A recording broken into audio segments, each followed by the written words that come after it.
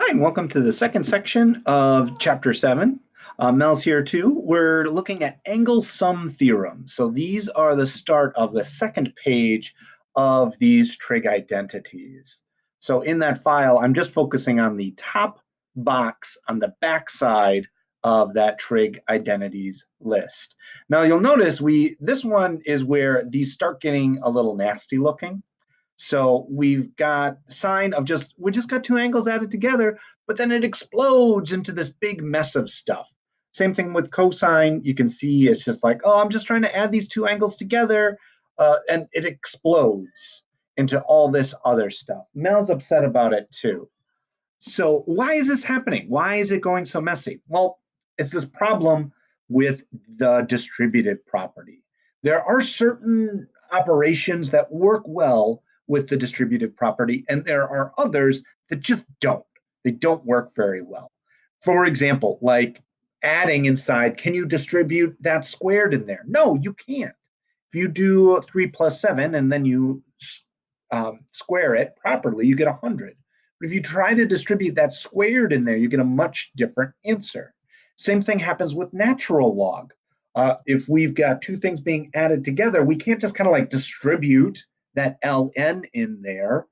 We can oddly do it with multiplication. It's one of the rare times it does work. But unfortunately, it doesn't work with sine, cosine, or tangent. So that's why we're just adding these two things, and it becomes this big, huge mess. Where that big, huge mess comes from for sine and cosine is kind of gross. Don't worry about this. The way that you might want to remember it for sine and cosine, I'll tell you a trick, is sine goes sine cos, cosine, sine cos, cosine. So if they don't match, that's sine angle addition. But you'll notice that the addition does match and the subtraction does match. For cosine, it goes cos, cos, sine, sine, cos, cos, sine, sine. But the sign right here does not match. So be wary about that. Sine, the addition or subtraction matches up, but you're going to alternate sine and cosine for both of the angles. For cosine, the sign doesn't match up, but you just do cos, cos, sine, sine, cos, cos, sine, sine. Now we're actually going to look at the proof for tangent because I can show you that one. That one is much more straightforward. So we're going to do that proof. We're going to do a proof right now. So I want to prove that if I've got tangent and I've got two angles added together, I want to prove that it is going to spit out this thing. So what I'm going to do is I'm going to start with breaking that up, that tangent of alpha plus beta. Tangent is sine over cosine. So I can convert that tangent of alpha plus beta as a sine over cosine. That is just one of our trig identities that we know, that if you've got the tangent of some angle, that's the same as sine of the same angle over the cosine of the same angle. Just instead of a single angle, we're doing an addition of two different angles. So I have an alpha and a beta. There's the first angle and the second angle. Well, we just talked for a minute about where sine and cosine angle addition comes from. So I'm going to use those two identities. So you can see right here in blue, I have just copied the gross side of sine angle addition. And then right here in red, I have copied the gross side of cosine angle addition, because I'm trying to break this thing up, trying to make it look like this, because now I don't have angles being added together. So I'm excited about that, but how am I supposed to get this back into tangents? I've shattered this thing and made a huge mess. Well, I don't know. Well, here's my idea. And this is kind of a sneaky trick, but this is my idea. I'm looking at that 1 right there. See how there's a 1? And right now we've got a mess plus a mess, something plus something else. Then we've got a 1 or some mess, and then minus and some other stuff. Okay, well, could I turn this cosine alpha, cosine beta, could I turn that into a 1 and then deal with whatever else happens? Let's just see what happens there. So I'm looking at that, I'm like, I could make that a 1. So let's do that. Well, how do I make it a 1? Well, just divide this thing by itself. So I'm going to make a new big fraction. So right here we have a cosine alpha, cosine beta.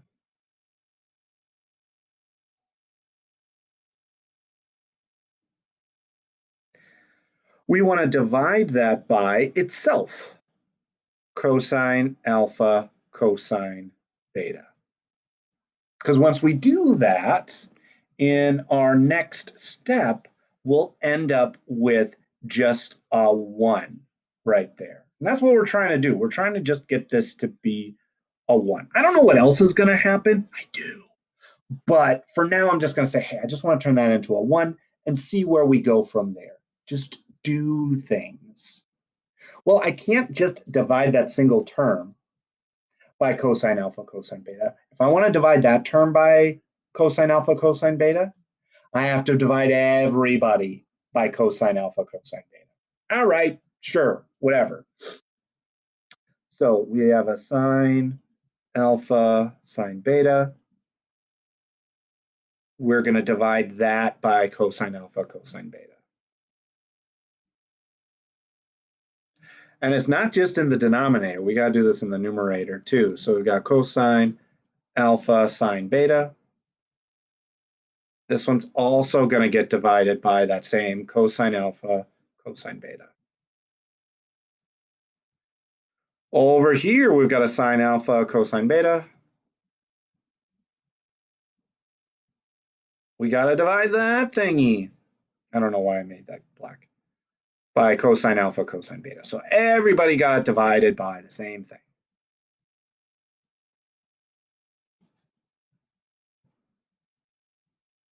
Now, what you might have spotted as we were writing all that, they were like, hey, doesn't some of that sound repetitive? Yeah. Look at this. We've got a cosine beta and a cosine beta. Those two are gonna cancel. Neat. So we only have, it didn't cancel everything. We have a sine alpha and a cosine alpha because those two canceled right there. Oh, there's another cancel right here. Look at that.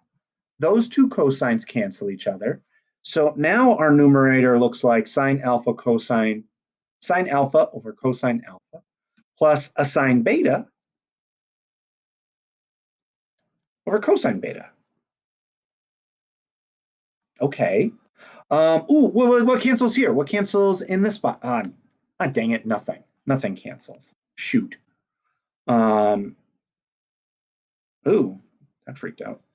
Sine alpha, sine beta, and cosine alpha, cosine beta.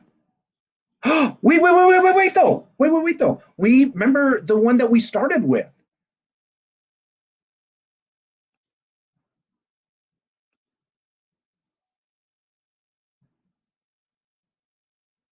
The one that we started with, tangent theta equals sine theta over cosine theta. That's what we've got all over the place. We've got a sine alpha, sine beta, cosine beta. And then these ones are also sine over cosine, sine over cosine. So we can convert them all back to tangents. So this one becomes a tan alpha plus, this one becomes a tan beta.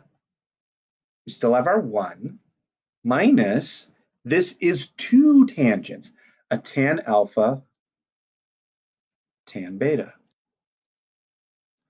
I'll go back to the beginning. That's what we were trying to get. Aren't we so lucky? Well, I kind of knew where we were going, so I wasn't going to take you down a bad path. But that is where we wanted to go. That was our goal line. So we are done. So you got to do the math, drop the mic. QED, quadratura demonstratum, thus it is shown. You can also do 3 little slashes to say, yeah. One thing I would like to add is, what did we do in this step? We write little notes over on the side to say, hey, what are we doing? So right here, we just had to simplify.